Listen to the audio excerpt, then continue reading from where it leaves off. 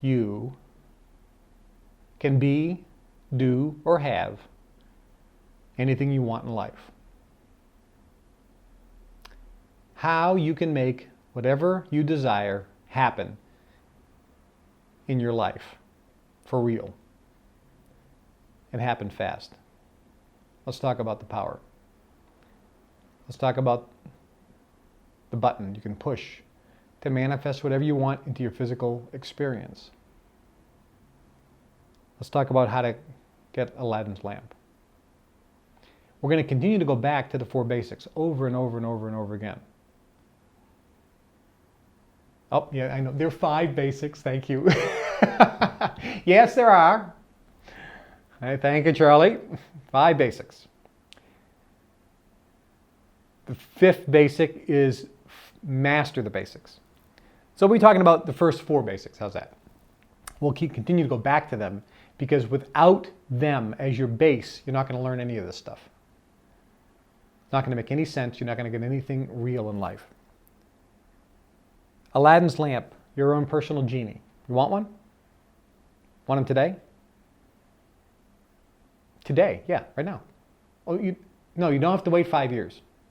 No, your genie is going to be given to you today, and he will be at your beck and call today, and you will be able to tell him whatever you want, and your genie will make any wish you want come true.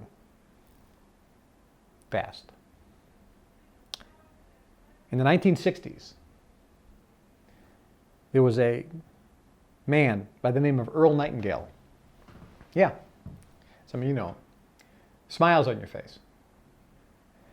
Earl Nightingale, in the 60s, made an LP, a record album. This is before CDs, before 8-tracks, before cassettes. They were called vinyl records. And his LP was entitled The Strangest Secret. And it became one of the best-selling personal development recordings of all time. Earl Nightingale popularized a little-known secret concept that was rarely discussed or written about up until this point. Very rarely. The first time in the 20th century it was popularized was back in the 20s and 30s by a man by the name of Napoleon Hill, which we'll talk about in a moment. In Earl Nightingale's recording, The Strangest Secret, he coined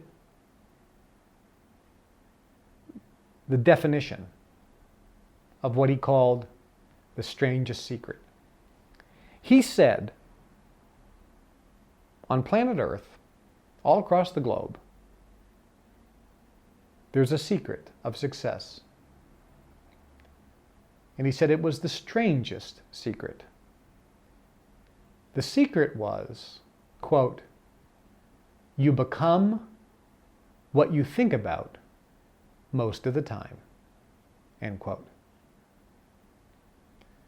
The strangest secret, according to Earl Nightingale, was you become what you think about most of the time. In the 20s and 30s, there was a man by the name of Napoleon Hill who wrote several books. His first book is something you've never heard of, called The Law of Success in 16 Lessons. And Napoleon Hill's story is quite unique. At the turn of the century, the richest man on planet Earth was Andrew Carnegie. Andrew Carnegie owned U.S. Steel. He was a Scotsman. This is before TVs and telephones and transatlantic air travel. It was a much slower time, and he became the richest man in the world in the steel business.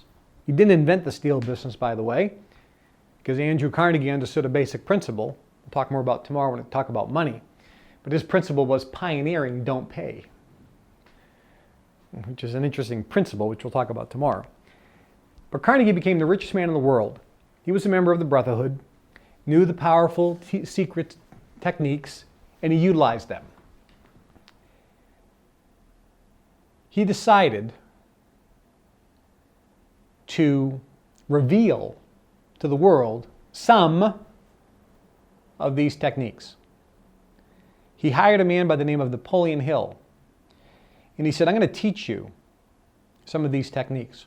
But I want you to observe that these techniques are not mine, but are used by the richest people in the world. So Carnegie said, I'm going to introduce you to Henry Ford, one of the richest people in the world, Thomas Edison,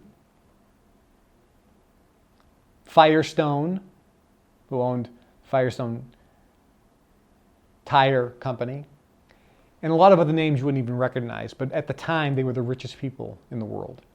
He said, I'm going to introduce you to these people. They're not going to know what you're doing, but you're going to observe them. Key. He had Napoleon Hill observe. It's the same techniques that I was taught. You take an apprentice and you have them observe, and then you query them. You ask them questions. What did they observe? And you point out things that they didn't observe. That's how they learn. That's how you learn. He gave Napoleon Hill books.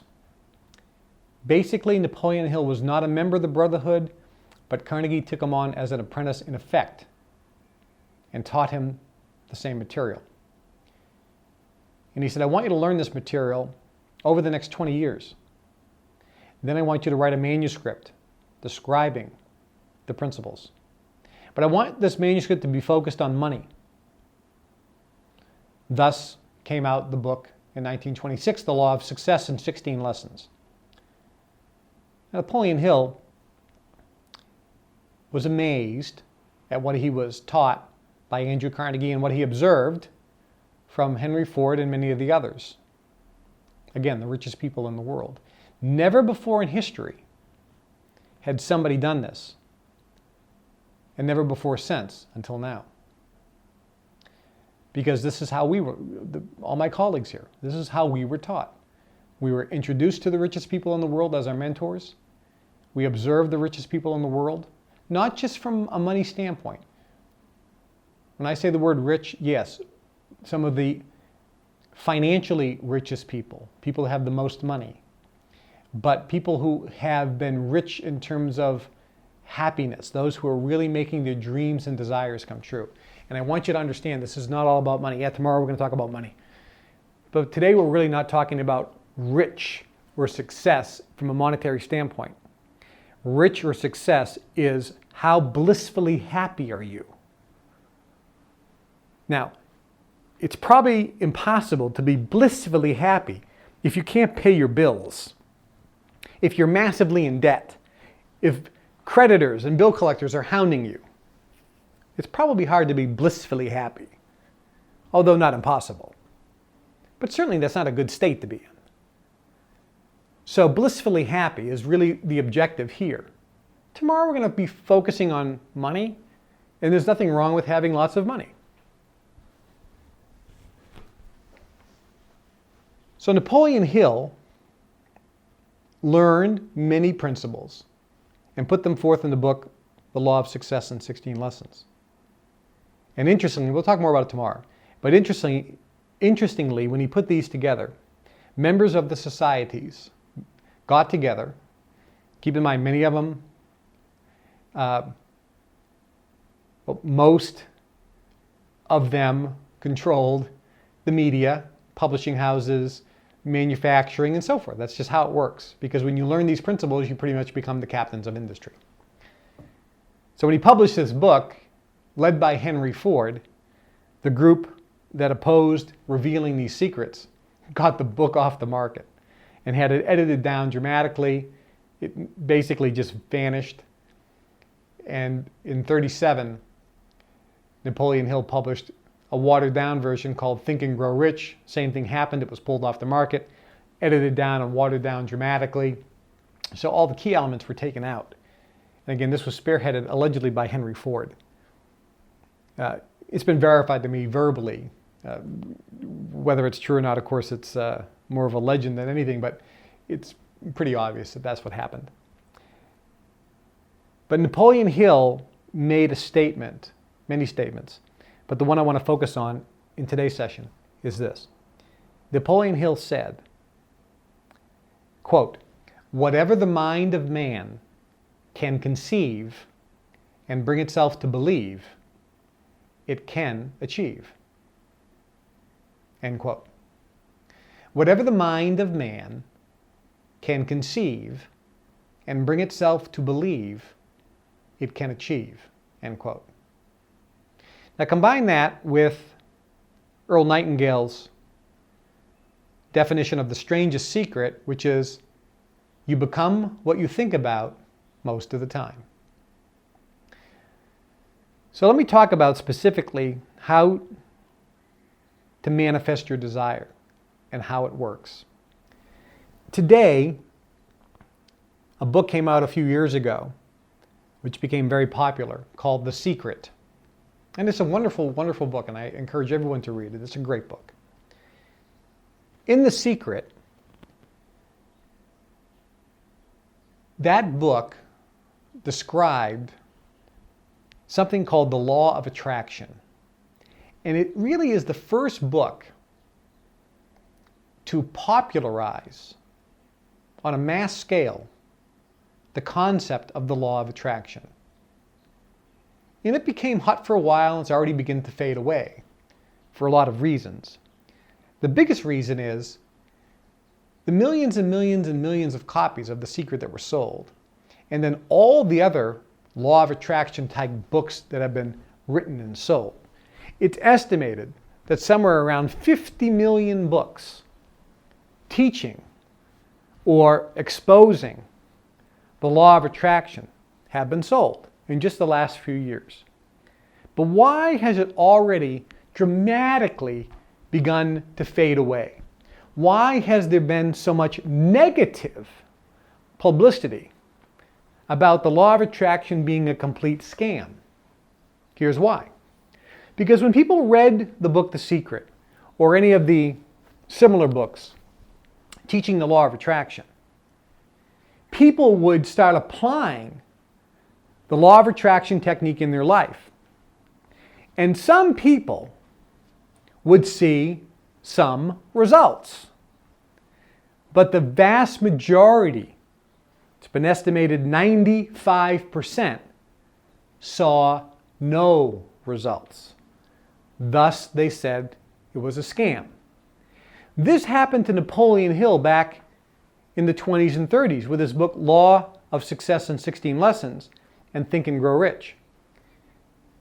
Because the original versions were pulled and the key elements stripped away, the majority of people read watered down versions with key ingredients missing.